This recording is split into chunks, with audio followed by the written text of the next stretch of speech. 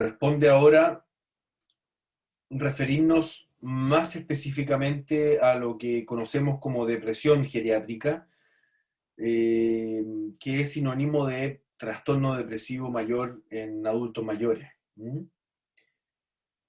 Entonces, como objetivo de esta presentación, vamos a conocer la epidemiología y el impacto del trastorno depresivo mayor en personas mayores. Vamos a entender conceptos generales del trastorno depresivo mayor, entendiendo como sinónimo de depresión geriátrica. La idea es que seamos capaces el día de mañana de prevenir errores diagnósticos y terapéuticos por medio del reconocer diferencias psicopatológicas y presentaciones atípicas de la depresión geriátrica. Y por último, me gustaría sensibilizar sobre la importancia de pesquisar tempranamente la depresión geriátrica en nuestra población, principalmente a nivel comunitario y de atención primaria de salud. En Chile y en el resto del mundo, el trastorno depresivo mayor o depresión geriátrica es menos prevalente en comparación eh, con poblaciones más jóvenes, ¿ya? ¿Por qué? ¿Qué explicaciones podemos entender o dar a la hora de comprender este fenómeno? Por ejemplo, las depresiones de inicio tardía, o en la terminología anglosajona conocida como el late life depression, ¿no es cierto?, es rara, y los factores genéticos en aquellas depresiones que inician por primera vez en el envejecimiento son menos frecuentes los factores genéticos. Entonces, las personas jóvenes que presentaban este patrón de depresiones recurrentes van teniendo cada vez menos recurrencias, y por otro lado, las depresiones de inicio tardía son más raras, son menos frecuentes. Por otro lado, se ha observado menor sobrevida de aquellas personas con historias de trastorno depresivo recurrente que se inició en la juventud o en la adultez. Esas personas tienen menor sobrevida, por lo tanto no llegan a edades tan envejecidas. Como tercer punto que explica este fenómeno, podemos mencionar que también hay una escasa pesquisa de personas mayores que se encuentran aislados con depresiones severas y escasa autonomía, ¿ya? Ellos no son o ellas no son detectadas o detectados por el sistema de salud ni por los estudios epidemiológicos. La detección de depresión es más difícil en personas mayores debido a la alta comorbilidad con deterioro cognitivo, también por los factores culturales, recordemos el viejismo que explicábamos la clase anterior y que vamos a detallar también en esta presentación, y también porque hay un escaso conocimiento sobre los criterios diagnósticos o hay escasa distribución de herramientas de tamizaje por parte de profesionales de la salud para detectar tempranamente la depresión geriátrica. Con todo, podemos decir que la prevalencia de depresión en personas mayores es baja, ¿no es cierto?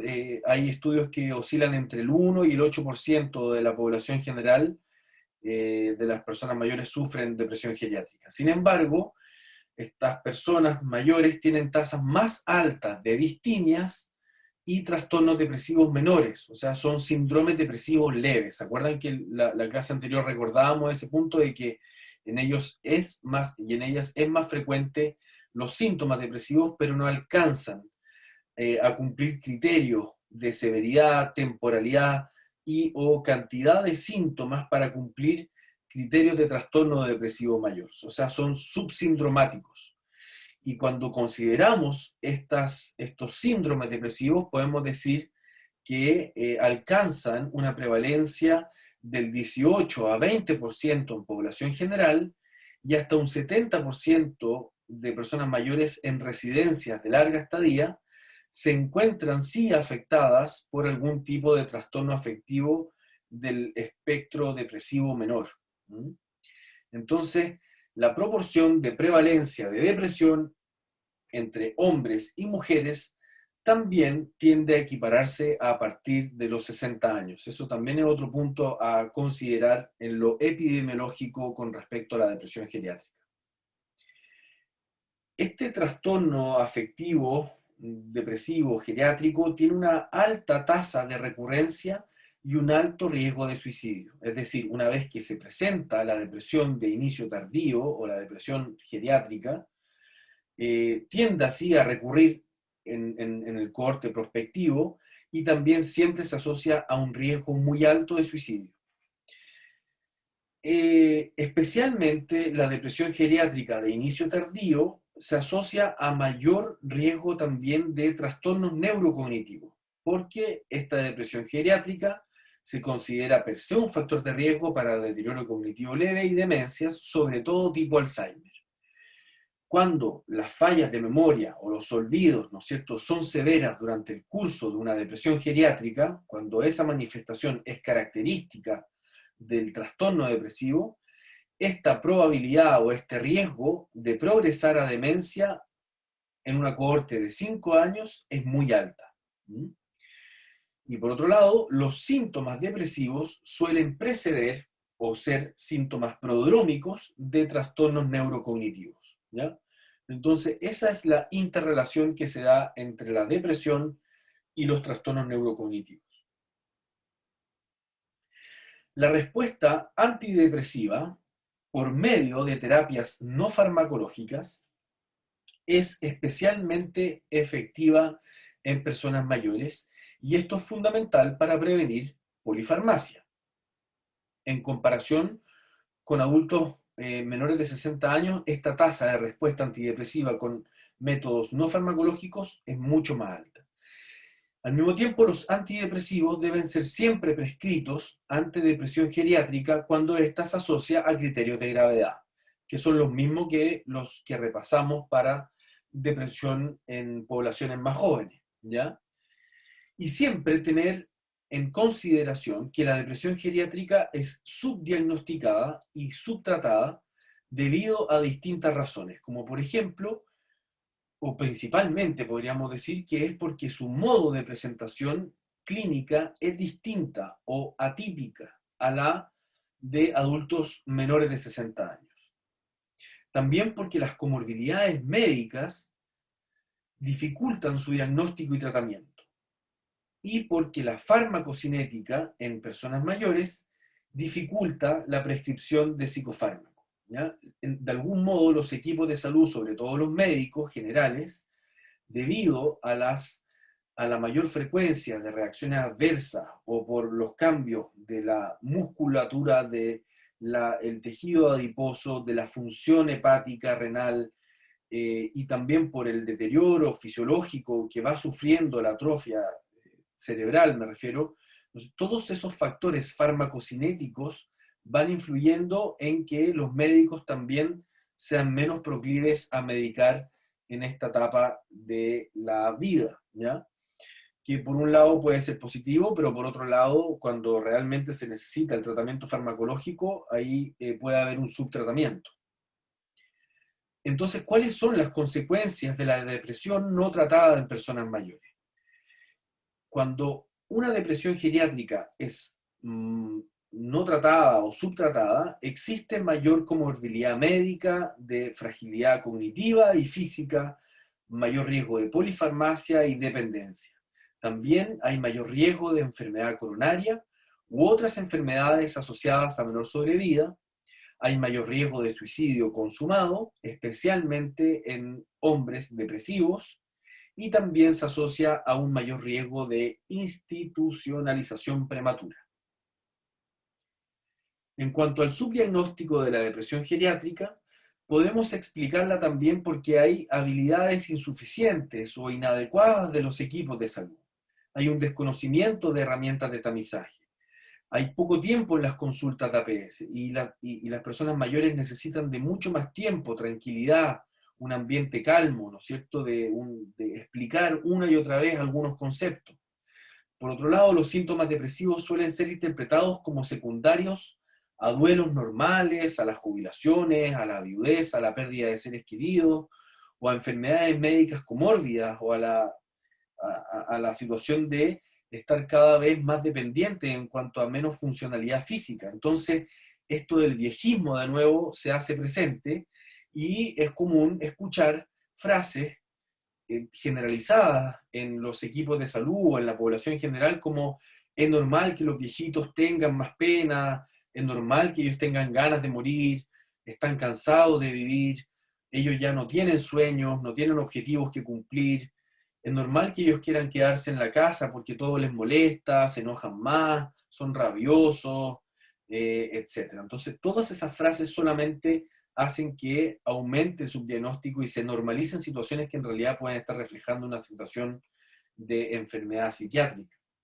Y por otro lado, por parte de las personas mayores, hay en general una negación o un ocultamiento de síntomas depresivos por parte de los pacientes de la tercera edad, al no querer ser una carga, ¿no es cierto? Al sentir culpa por preocupar a otros o al tener miedo al decir que se sienten tristes y abandonados o solos y por eso ser maltratadas o maltratados por parte de cuidadores formales o informales.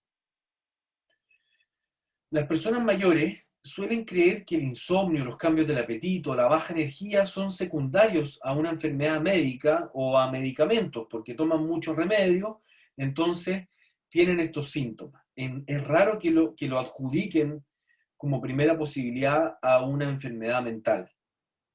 Por otro lado, las ideas de muerte o desesperanza son normales en el envejecimiento, mientras que en jóvenes casi siempre son indicadores de riesgo, de depresión, ¿no es cierto? Es normal que las personas mayores quieran morir.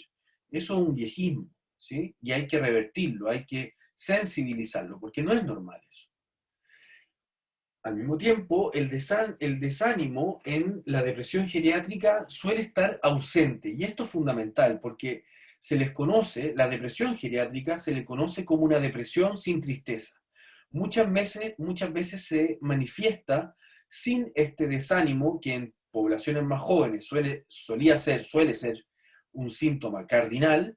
En las personas mayores, en la depresión geriátrica, muchas veces ni siquiera está presente. Entonces son depresiones más bien enmascaradas, ¿no es cierto? Que en realidad se manifiestan psicopatológicamente con cambios de personalidad, con apatía, abulia, ¿no es cierto? Alteraciones cognitivas, somatizaciones inespecíficas, y es más, el 60% no estaría recibiendo tratamiento, justamente por todas las razones que antes hemos estado hablando, y de aquellos que tienen el diagnóstico de depresión geriátrica y tienen indicado un tratamiento, solo el 30% de estas personas cuenta con las dosis correctas y con la adherencia adecuada. En cuanto a la psicopatología más específica de la depresión geriátrica, o al diagnóstico diferencial y a este tipo de presentaciones clínicas atípicas, podemos mencionar la siguiente. De nuevo, tenemos un diagnóstico diferencial importante en cuanto a los trastornos depresivos secundarios a causa médica, ¿no es cierto? O a los trastornos depresivos inducidos por sustancias. Luego vienen ya las presentaciones clínicas atípicas, ¿no es cierto? La depresión enmascarada, la depresión somática y la pseudodemencia depresiva. ¿Qué entendemos por depresión enmascarada? Es esta experiencia subjetiva de disconfort, de el sentirse mal, con un enlentecimiento o una hiperactividad psicomotora, con una sensación de pesimismo, de desesperanza, de miedo o pensamientos catastróficos, totalizados, una ansiedad generalizada, con pensamientos obsesivos, rumiativos, muchas fallas en la concentración, dificultades en la función ejecutiva para iniciar tareas que antes lograba hacer y completar, búsqueda excesiva de asistencia médica, negación de patología psiquiátrica, ¿no es cierto? Y en estos casos muy frecuentemente había ya antecedentes de episodios depresivos recurrentes que esta vez dejan de manifestarse como solían hacerlo anteriormente en su vida. Y en cuanto a la depresión somática y a la pseudodemencia depresiva, les dejo esta tabla, pero los vamos a ver más detalladamente a continuación. Por ejemplo, Con respecto a la pseudodemencia depresiva, podemos decir que corresponden al 15% del total de las depresiones geriátricas. Se manifiestan frecuentemente por quejas o fallas cognitivas. Estos son los principales síntomas de la depresión. Ya no es el desánimo, sino que son las fallas cognitivas que son muy similares a una demencia o a un miedo a padecer una demencia. La diferencia central con el deterioro cognitivo o con un trastorno neurocognitivo propiamente tal es que la depresión geriátrica suele manifestarse con inhibición psicomotora y un enlentecimiento de los procesamientos cognitivos y las funciones cognitivas, cosa que no suele estar presente en los trastornos neurocognitivos como en el deterioro cognitivo leve o las demencias. Al mismo tiempo, se han identificado alteraciones cognitivas más específicas para depresión geriátrica. Por ejemplo, en la depresión geriátrica es más frecuente la disfunción ejecutiva más que los olvidos, que es más propio de las demencias. O al mismo tiempo, el deterioro cognitivo disejecutivo suele revertir luego de iniciado un ensayo adecuado con antidepresivos. La depresión geriátrica en pacientes con demencias es muy frecuente. O sea, la comorbilidad de un paciente que ya viene cursando con una demencia es muy frecuente que se sobreponga o haya una comorbilidad con una depresión geriátrica. Esto ocurre en casi un 25 o hasta en un 50% de los casos de pacientes con demencias. Pero el diagnóstico de trastorno depresivo mayor en estas personas mayores es más difícil debido a la anosognosia y al escaso insight que son tan propios de los trastornos neurocognitivos. Entonces, como indicadores de depresión geriátrica en demencia, tenemos algunos síntomas neuropsiquiátricos como conductas disruptivas, tales como gritos, autoagresiones, el comenzar a rechazar la alimentación o los fármacos, las agitaciones psicomotoras, o incluso los síntomas psicóticos como delirios de robo, alucinaciones, que son los denominados síntomas conductuales y psicológicos o neuropsiquiátricos de las demencias. Entonces, en cuanto al diagnóstico diferencial específico que se da entre una pseudodemencia depresiva y una demencia tipo Alzheimer propiamente tal, podemos mencionar algunos de los siguientes. En la pseudodemencia depresiva, el rendimiento cognitivo es variable en el día a día, en la semana a semana, en el mes a mes. En cambio, en la demencia suele ser una alteración global, permanente y progresiva. Las alteraciones de memoria en la pseudodemencia depresiva suelen ser fallas en recuerdos libres. En cambio, en la enfermedad de Alzheimer, por ejemplo, suelen ser específicamente o más puntualmente fallas en pruebas de memoria. En cuanto al lenguaje, los trastornos del lenguaje es raro en la pseudodemencia depresiva, en cambio en la enfermedad de Alzheimer es común. La fabulación en la depresión geriátrica, o denominada pseudodemencia depresiva, es infrecuente, en cambio es frecuente en la demencia por Alzheimer. Las situaciones desencadenantes, es decir, cuando hay un conflicto estresante, un duelo, o un cambio de domicilio, ¿no es cierto? Algún factor estresor biográfico es frecuente en la pseudodemencia depresiva y uno entiende que eso estuvo como predecesor al inicio de la depresión. En cambio, eso no tiene por qué estar, o es raro de encontrar ese antecedente en el inicio o en el desarrollo de una depresión de tipo Alzheimer, de una demencia de tipo Alzheimer. La evolución en el tiempo es variable y tiende a la remisión en la pseudodemencia depresiva, en cambio en la demencia tipo Alzheimer es un inicio paulatino y de progresión constante, y crónica y deteriorante. Obviamente que la respuesta antidepresiva en la pseudodemencia depresiva es positiva, la respuesta con antidepresivo, en cambio la prueba terapéutica con antidepresivos en los síntomas neuropsiquiátricos de la demencia tipo Alzheimer en general no tiene resultados, es negativa. Ahora, con respecto a la depresión somática, tenemos que se manifiesta principalmente por preocupaciones y síntomas somáticos que son muy frecuentes y muchas veces predominantes o únicos, en la única manifestación. Suelen encontrarse una amplificación sensorial, es decir, síntomas físicos o miedo a padecer una enfermedad grave, que es lo que conocemos como una hipocondriasis. Entonces hay aquí una atención focalizada en dolores intensos, difusos, inespecíficos que van cambiando en su presentación evolutiva, con limitación de movimiento, insomnio principalmente de mantención o de despertar precoz, con mucha fatiga, anergia, hipersomnolencia diurna, baja de apetito, baja de peso. Y los médicos que no están tan habituados a este tipo de depresión somática suelen interpretar rápidamente como una enfermedad física, entonces suelen enfocarse al mismo tiempo en buscar causas de estas molestias físicas y puede haber entonces un ensañamiento terapéutico o un ensañamiento médico con un exceso de procedimientos diagnósticos inadecuados y mal indicados. Desde este entendimiento, ¿cómo logramos nosotros mejorar diagnóstico oportuno? ¿Qué hacemos para bien sospechar y pesquisar precoz la depresión geriátrica? Necesitamos aumentar la sensibilidad diagnóstica por parte de los profesionales de la salud. Hay que capacitarlos sobre salud mental en el envejecimiento, sobre depresión geriátrica, considerar estas manifestaciones atípicas, conocer y estar atentos contra el viejismo, ¿no es cierto?, incluir entrevistas y considerar relatos de familiares, cosa que en poblaciones más jóvenes quizás es importante, pero no tan relevante como en el envejecimiento.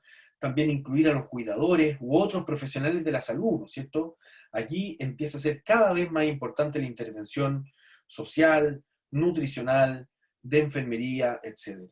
Hay que dedicar más tiempo y paciencia en la entrevista de las personas mayores, quizás el ordenamiento del examen psiquiátrico, mental, médico es el mismo que en poblaciones más jóvenes, pero seguro que esto va a requerir de más tiempo y paciencia. Son fundamentales de igual modo los exámenes de laboratorio, las neuroimágenes, hacer un examen físico detallado, ¿no es cierto? Y las escalas de screening, que son en general el GDS, que es el Geriatric Depression Scale, y el MoCA o el Mini Mental para deterioro cognitivo deben ser herramientas de screening fundamentales, estrictas de cualquier evaluación psicogeriátrica. Con respecto a esta última, podemos decir que la GDS, ¿no es cierto?, es la escala de screening que ha sido más validada y defendida, de hecho, ministerialmente por acá en Chile, ¿no es cierto? También se le conoce como la escala de Yesabach o la GDS 15, porque tiene 15 ítems que son los que nosotros estamos viendo acá presentes, ¿no es cierto? Y esto está en los programas de atención primaria, ¿no es cierto? Es ampliamente utilizada por algunos profesionales de la salud. Aquí lo importante es que esto se masifique a todos los profesionales de la salud, principalmente de atención primaria, es fundamental. Yo se las dejo aquí como insumo y obviamente por tiempo tampoco podemos detallar en cómo interpretarla. Pero los invito a ahondar en esta temática. Y por último, en cuanto a la psicopatología de la depresión geriátrica, en Chile y el mundo, utilizando esta escala de la GDS 15, ¿no es cierto?, podemos ver que la prevalencia de síntomas depresivos en personas mayores que son usuarias de atención primaria de la salud bordea el 15 a 25%, o sea, es muy alta esta prevalencia de síntomas depresivos, ¿ya? Ahora, nosotros el año pasado, el 2019, son datos por publicar, esto lo presentamos en el último congreso de la Sociedad Internacional de Psicogeriatría, y estamos pronto a publicar el artículo, ¿no es cierto?